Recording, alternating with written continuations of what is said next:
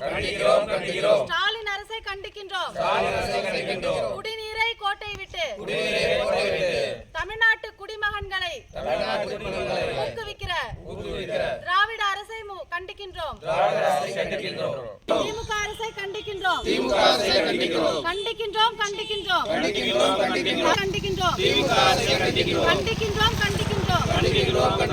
ஊழல் அரசை கண்டிக்கின்றோம். வரவேற்று தமிழக மக்களுக்கு துரோகம் விளைவிக்கும் துரோகம் செய்த திராவிட அரசை கண்டிக்கின்றோம். காவிரி அணையில் தண்ணீர் எங்கே? குடிமகன்களுக்காக தண்ணீர், குடிப்பதற்கு தண்ணி இல்லை. குடிமகன்களுக்கு சாராய ஆலையில் தண்ணீர் பெருக்கெடுத்து ஓடுகிறது. எங்கள் வீட்டு குடிமகன்களை குடிமகன் ஆக்கிவிட்டாய். ஸ்டாலின் அப்பா, ஸ்டாலின் அப்பா, தண்ணீர் எங்க? குடிநீரை கோட்டை விட்டாய். குடிமகன்களை குடிமகன் ஆக்கிவிட்டாய். கனிமொழி அக்கா, உங்கள் வார்த்தைகள் எல்லாம் எங்கக்கா? மதுவிலக்கம் கொண்டு வருவோம். மதுவிலக்கை கொண்டு வருவோம். மக்களை காப்பாற்றுவோம் சொன்னீங்களே. சாராய ஆலைகளில் ஊழல் இல்லாத துறைகள் இல்லை. சாமானியனுக்கும் அரசு அதிகாரிகளுக்கும் பாதுகாப்பில்லை. பாலியல் தொந்தரவு இல்லாத நகரங்களே இல்லை. கண்டிக்கின்றோம்.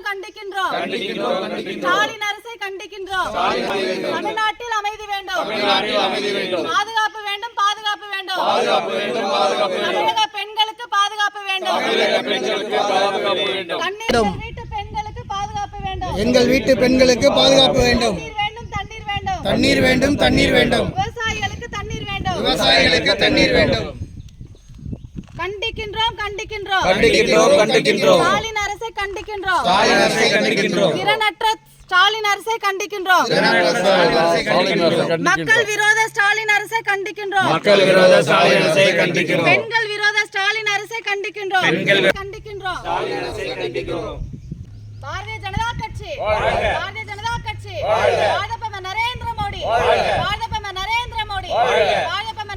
மோடி தலைவர் அண்ணாமலை.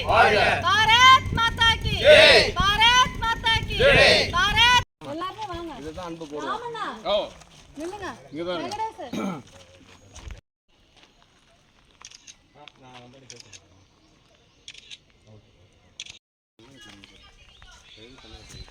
வீடியோவா?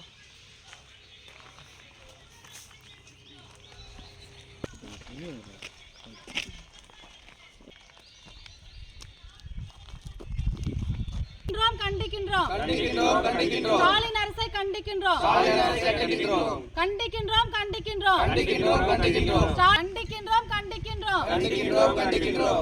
அரசை கண்டிக்காப்பீங்க.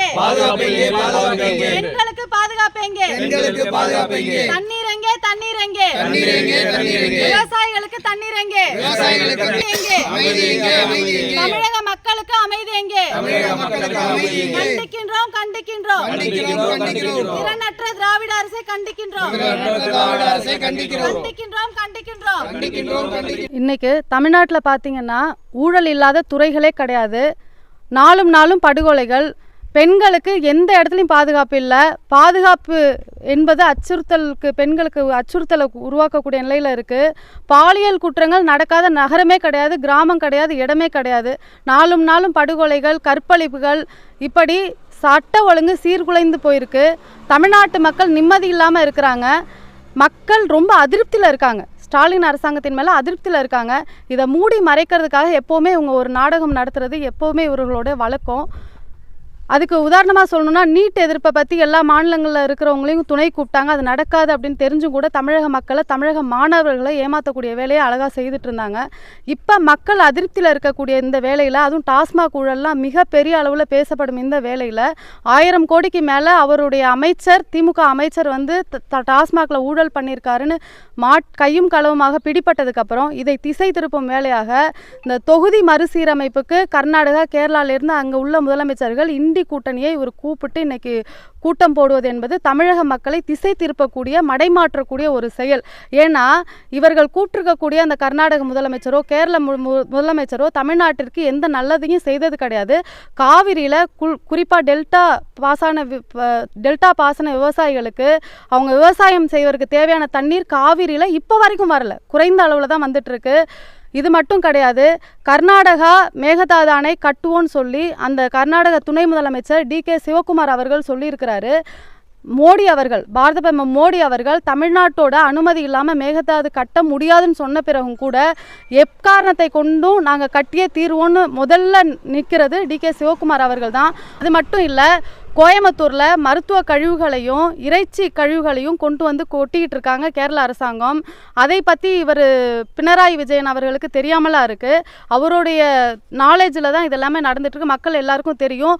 தொடர்ச்சியாக தமிழ்நாட்டை குப்பை கிடங்காக பார்க்குறது இந்த கேரள அரசு. 2-3 நாளைக்கு முன்னாடி பார்த்தீங்கன்னா தெருநாயை கொண்டு வந்து கன்னியாகுமரியில் இறக்கி விட்டு போயிருக்காங்க. இதை பற்றி கேரள முதல்வர் பினராயி விஜயன் அவர்களுக்கும் தெரியாமல் இல்லை, ஸ்டாலின் அவர்களுக்கும் தெரியாமல் இல்லை. எல்லாமே இந்த இண்டி கூட்டணியில் இருக்கிறதுனால அவர்கள் என்ன செய்தாலும் பரவாயில்ல இவங்க வாயை மூடிட்டு இவங்க வந்து மக்கள் விரோத அரசை கையில் எடுத்து பண்ணிட்டு இருக்காங்க. இப்படிப்பட்ட கேரள முதல்வரையும், இன்னும் சொல்லப்போனால் செண்பகவல்லி அணை, அதில் வந்து இன்னும் பிரச்சனை, முல்லை பெரியாறு அணை பிரச்சனை, தண்ணீர் வந்து அங்கே இருக்கக்கூடிய தென்காசி மக்களுக்கு சரியான முறையில் கிடைக்கல. இப்படி குடிநீரை கோட்டை விட்டுவிட்டு தமிழ்நாட்டு மக்களை குடிகாரனாக்கும் வேலையை நல்ல சிறப்பாக செய்துட்டு இருக்காங்க. தமிழ்நாட்டு மக்களுக்கு பாதுகாப்பு இல்லை, குறிப்பாக பெண்களுக்கு சுத்தமாக பாதுகாப்பு இல்லை. எந்த துறை எடுத்தாலும் ஊழல் அதிகமாக பெருகி கிடக்கு. இப்படிப்பட்ட சூழலில் 2 நாளைக்கு முன்னாடி ஒரு காரில் வந்த ஒரு ரவுடியாகவே இருந்தாலும் அவரோட மனைவி முன்னாடி அத்தனை மக்கள் முன்னாடி நடு ரோட்டில் வெட்டி கொல்றாங்க. இன்னைக்கு கும்பகோணத்தில் ஒருத்தனுக்கு அருவாள் வெட்டு விழுந்திருக்கு. இது மாதிரி கொலை சம்பவங்கள் அதிகமாகிட்டு இருக்கு. பாலியல் வழக்குகள் நாளுக்கு நாள் அதிகமாகிட்டே இருக்கு. அதை பற்றி இந்த அரசாங்கம் கண்டுக்கிட்டதா தெரியல. அண்ணா யூனிவர்சிட்டியில் அங்கே படிக்கக்கூடிய மாணவிக்கு அந்த வளாகத்துக்குள்ளே வச்சு பாலியல் துன்புறுத்தல். பள்ளிக்கு செல்லக்கூடிய 9 வயது மாணவியை பள்ளியில் வேலை பார்க்கும் ஆசிரியர்களே பாலியல் துன்புறுத்தல் நடத்தக்கூடிய இந்த ஒரு பெண்களுக்கு பாதுகாப்பு இல்லாத நிலையை பற்றி இந்த அரசாங்கத்துக்கு கவலை இல்லை. இவர்களுடைய கவலை எல்லாம் இண்டி கூட்டணியை பற்றியும் அவர்களுடைய ஆட்சியை பற்றியும் தான் இவர்களுக்கு கவலை. மக்கள் வந்து இந்த அரசு மேல் நம்பிக்கை இழந்துட்டாங்க, தோல்வி விட்டுறாங்கிற ஒரு பயத்தில் இவங்க மடைமாற்றக்கூடிய விஷயமாக இந்த தொகுதி பங்கீடு, தொகுதி சீரமைப்புங்கிற பேரில் இப்போ ஒரு நாடகம் நடத்திட்டு இருக்கிறாங்க. இன்னைக்கு நமக்கு தமிழ்நாட்டு மக்களுக்கு விரோதமாக இருக்கக்கூடிய, தமிழ்நாட்டு மக்களுக்கு துரோகம் இழைக்கக்கூடிய கர்நாடக முதல்வர் அவர்களையும் கேரள முதல்வர் பினராயி விஜயன் அவர்களையும் DK சிவகுமார் அவர்களையும் சிவப்பு கம்பளம் விரித்து வரவேற்று இவர்கள் ஒரு நாடகத்தை அரங்கேற்றி கொண்டிருக்கிறார்கள். அதை எதிர்த்து தான் இன்னைக்கு நாங்கள் எல்லாருமே எங்கள் மாநில தலைவர் அண்ணாமலை அவர்களின் ஆணைப்படி கருப்பு கொடி போராட்டத்தை நாங்கள் நடத்திட்டு இருக்கிறோம். தமிழக மக்கள் எல்லாருக்குமே தெரியும், இவர்கள் என்ன ஏமாற்றினாலும் மக்கள் தெளிவாக இருக்கிறார்கள். மக்கள் விரோத இந்த அரசை மக்களும் சேர்ந்து கண்டித்து கொண்டுதான் இருக்கிறார்கள். இவர்கள் 2026 இவர்களை, இந்த தீய சக்தியை வேறறுப்போம் அப்படிங்கிறது தான் எங்களுடைய ஒரே நோக்கம். மக்களுக்கான அரசாக பாஜக அரசு இருக்கும். மக்களுக்காக, சாமானியனுக்காக எங்கள் மாநில தலைவர் அண்ணாமலை அண்ணன் அவர்கள் குரல் கொடுத்து கொண்டே இருப்பார். இவர்களுக்கான தலைவலி இன்றிலிருந்து ஆரம்பம்.